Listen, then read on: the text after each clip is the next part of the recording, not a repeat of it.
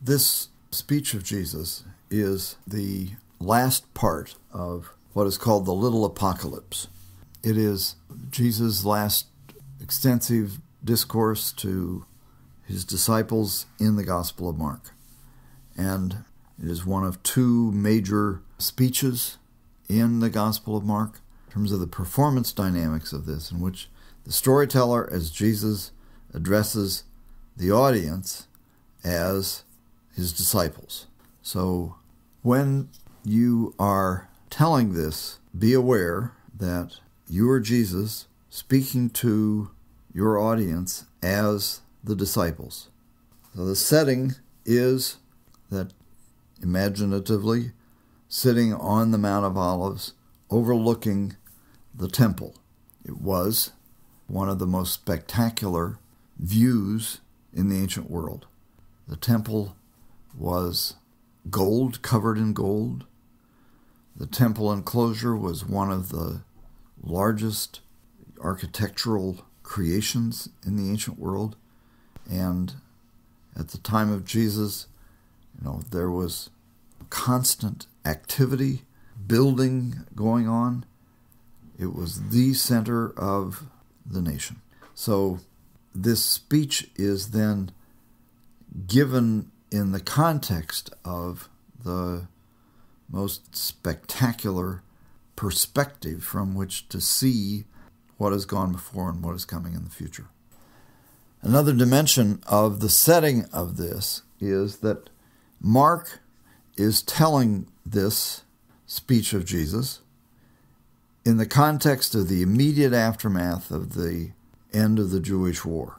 We don't know exactly what the date of Mark is. It's possible that it was written and first told then as early as 69 AD.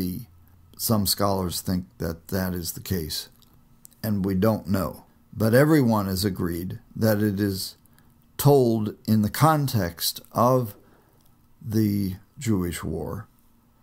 And my own opinion is that it is very probable that it was written and told first in the immediate aftermath of the end of the war.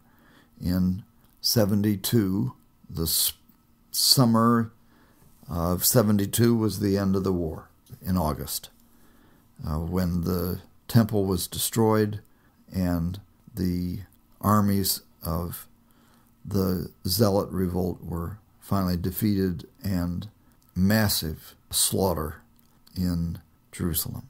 It was a time of enormous tragedy.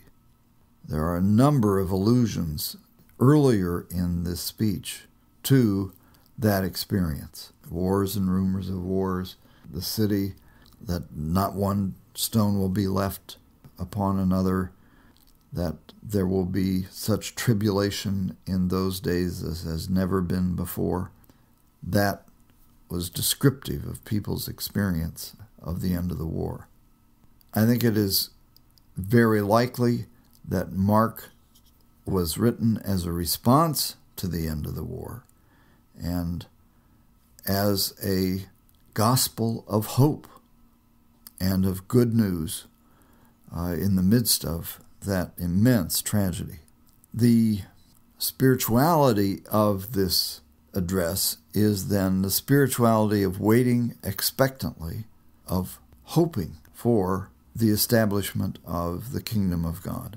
The proclamation of the gospel is that Jesus is establishing that new kingdom, and that the responsibility then of the listeners is to watch for the signs of its coming.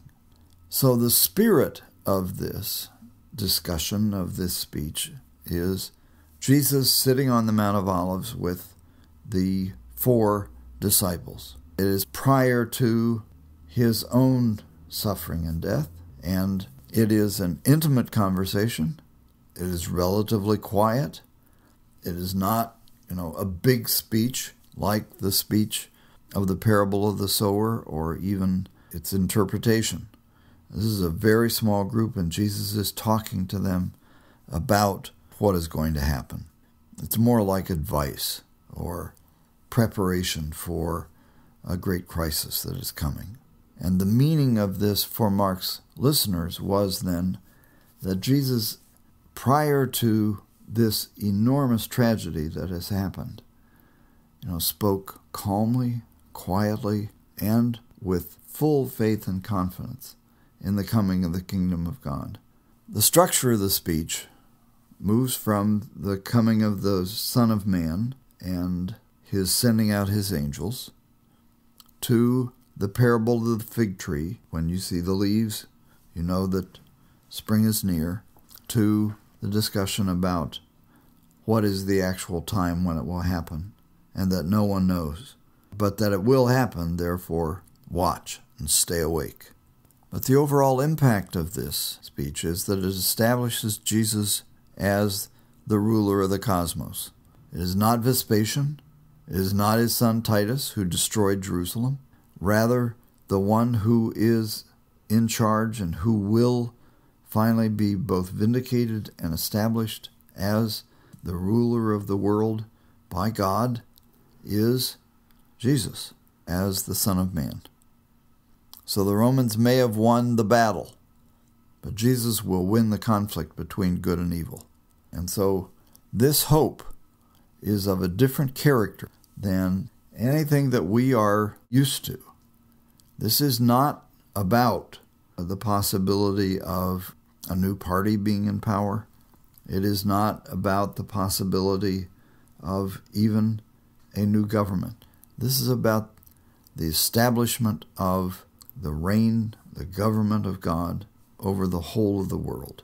And its primary impact is then to set all of the tragedies of life and of war and destruction in the context of Jesus' coming and the establishment of God's kingdom, and of looking for the signs of that, celebrating them, and believing that this is then part of this new age, this new government that God will establish.